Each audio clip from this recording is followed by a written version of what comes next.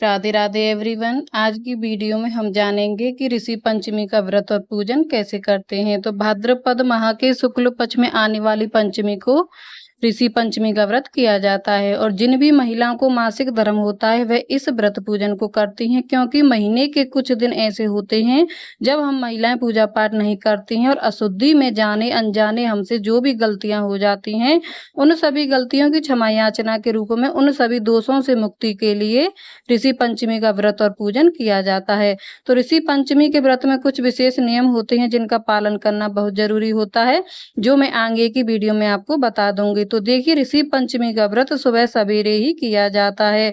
तो सुबह स्नान आदि करके बाद साफ स्वच्छ वस्त्र धारण करें और एक पवित्र स्थान चुन लें। गंगा जल का छींटा देकर जगह को थोड़ा पवित्र कर लें। उसके बाद जो है पटरा या चौकी बिछा लें। पट्टे के ऊपर या तो केले का पत्ता बिछा सकते हैं, नहीं तो आप सफेद वस्त्र बिछा सकते हैं, नहीं तो डायरेक्ट भी जो है सप्तऋषियों को विराजमान कर सकते हैं। तो यहाँ मैंने फूलों का आसन दिया है और फूलों का आसन देने के बाद जो मैं सप्तऋषियों को विराजमान कर लूंगी। यहाँ मैंने अरुंधति माता को भी साथ में विराजित किया जाता है, तो अरुंधति माता भी मैंने यहाँ विराजमान कर ली हैं। और गणेश जी के पूजन के बिना कोई भी पूजा पूरी नहीं होती, तो यहाँ मैंने गणेश जी को अलग से पटरे पर बैठा लिया है फूलों का आसन देकर। सबसे पहले हम दीपक प्रज्वलित करेंगे। दीपक को साक्षी मानकर ही हमें पूजा की शुरुआत करनी। अब थोड़ा सा जल और सफेद पुष्प हाथ में लेकर हमें व्रत और पूजा का संकल्प लेना है, आह्वान करना है कि हमारी पूजा स्वीकार करें। तो इसके बाद जो है हम सब पहले सप्तऋषियों को स्नान कराएंगे। तो आप जो है सफेद फूल से भी स्नान करा सकते हैं। यहाँ मैंने दूब घास का प्रयोग किया है। भादों के महीने में ज्यादातर त्योहारों में दूब घास का ही प्रयोग किया जाता है। तो यहाँ मैं सप्तऋषियों को जो है दूब से 4 बार जल से स्नान कराऊंगी। फिर जो है आप चाहें तो भैंस के दूध से भी स्नान करा सकते हैं, गाय के दूध का इसमें इस्तेमाल नहीं होता है। तो यहाँ मैंने 4 बार सप्तऋषियों को जल से स्नान करा दिया है। अनुदति माता को भी स्नान करा दिया, गणेश भगवान को भी 4 बार भाव रूप से स्नान करा दिया है। इसके बाद हम अष्टगंध चंदन का तिलक करेंगे। तो यहाँ मैंने पीले चंदन का इस्तेमाल किया, सप्तऋषियों को पीले चंदन से तिलक किया। माता अरुंधति और गणेश भगवान को जो है हम रोली से तिलक कर देंगे। गणेश भगवान को जनेऊ हमें अर्पित करना है और सप्तऋषि हैं उनको जो है आप सफेद या पीला जनेऊ धारण कर सकती हैं, ना हो तो कलावा रूपी वस्त्र भी जो है इस तरीके से आप अर्पित कर सकती हैं। इसमें हमें जो है चावल का प्रयोग नहीं करना है। तो यहाँ अरुंधति माता को भी हम चुनरी अर्पित कर देंगे। आप कोई भी लाल वस्त्र जो है अर्पित कर सकती हैं। उसके बाद जो है हम फूल समर्पित करेंगे।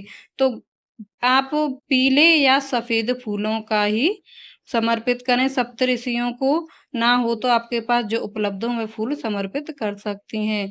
तो यहाँ मैंने सप्तऋषियों को सफेद फूल अर्पित किए हैं और माता अरुंधति को लाल पुष्प अर्पित किया है।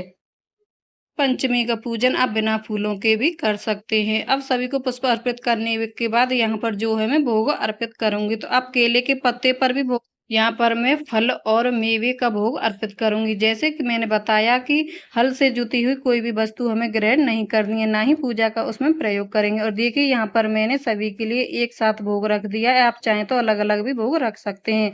अब भोग समर्पित ऋषि पंचमी के व्रत में हम जो है सूखे ड्राई फ्रूट्स का ही भोग लगाते हैं और यही भोग जो है हमें खुद भी लेना होता है।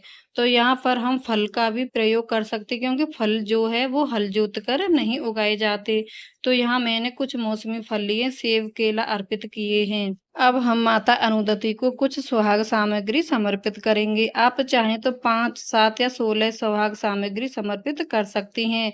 तो यहाँ मैंने कुछ सुहाग सामग्री समर्पित की है।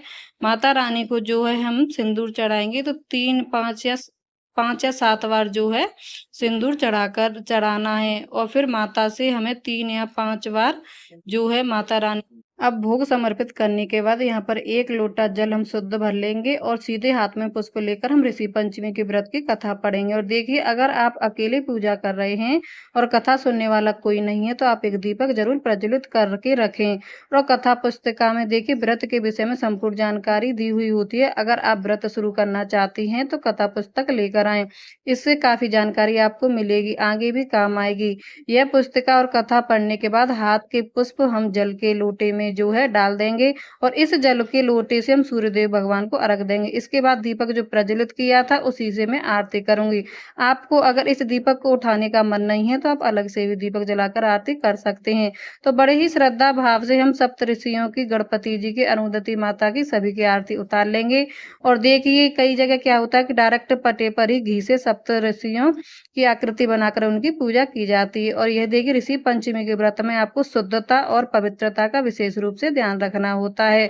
अगर आपके घर पर कमंडल है तो आपको इस चौकी पर भी कमंडल को रख सकते हैं। अब अपनी इच्छा के अनुसार पूजा में रही कमियों को पूरा करने के लिए कुछ दक्षिणा जरूर निकालें और रख दें। और सीधे हाथ में थोड़ा सा जल लेकर 3 बार चौकी के आसपास फेर कर पूजा का आचमन कर लें। हाथ जोड़कर सप्तऋषियों से, गणपति जी से, अरुंधति माता से पूजा में रही कमियों के लिए क्षमा याचना कर लेंगे। अब देखिए यहाँ पर हमने मिट्टी से सप्तऋषि बनाए हैं तो बड़ी आसानी से हम इनका विसर्जन भी कर सकते हैं। तो पूजा जो है वह हमें सुबह के समय करनी है और पूजा विसर्जन सूर्यास्त होने से पहले हम करेंगे। तो यहाँ से दीपक को हम उठा लेंगे और जो भी भोग प्रसाद हमने सप्तऋषियों के लिए समर्पित किया है वो घर के सभी सदस्यों में आप बांट दीजिए। और देखिए दोबारा मैं आपको बताऊंगी, हल से जुती हुई कोई भी वस्तु आपको ग्रहण नहीं करनी है। गाय का दूध भी आपको ग्रहण नहीं करना है, भैंस का दूध पी सकते हैं। अब जो भी दक्षिणा आपने समर्पित की है किसी भी ब्राह्मण को आप दान दे सकते हैं या मंदिर में दान पात्र में भी डालकर आ सकते हैं। अब देखिए एक शुद्ध पात्र में हम साफ जल भर लेंगे ऊपर तक। इसके बाद हमें गंगा जल डालेंगे, पुष्प डालेंगे, थोड़ा चंदन डाल देंगे। अब इसके बाद जो भी मंदिर के गणपति जी हैं उनमें विराजमान किए थे उन्हें हम जल का छींटा देकर वापस से मंदिर में स्थापित कर दीजिए। और अगर मिट्टी के ये हैं तो गणपति जी बनाए तो उनका भी हम विसर्जन इसी में कर देंगे। तो इन सप्तऋषियों से और अरुंधति माता को हम उनका विसर्जन करने की अनुमति लेंगे और ऐसा कहेंगे कि हे सप्तऋषि, पूजन हेतु मैंने आप सभी का आह्वान किया था, अब कृपा करके अपने अपने स्थान को प्रस्थान करें। और बारी बारी से हम सप्तऋषियों का इस जल में विसर्जन कर देंगे। और अगर आपने जनेऊ अर्पित किए हैं या वस्त्र अर्पित किए हैं सप्तऋषि को तो आप चाहें उन जनेऊ और वस्त्रों को किसी भी ब्राह्मण को दान में दे सकते हैं। और सारे फूल भी हम इसी जल में डाल देंगे। और अरुंधति माता को जो चुनरी अर्पित की है हमने उसे धुलकर दोबारा यूज कर सकते हैं। और जो सफेद वस्त्र हमने बिछाया था उसको उठाकर रख देंगे।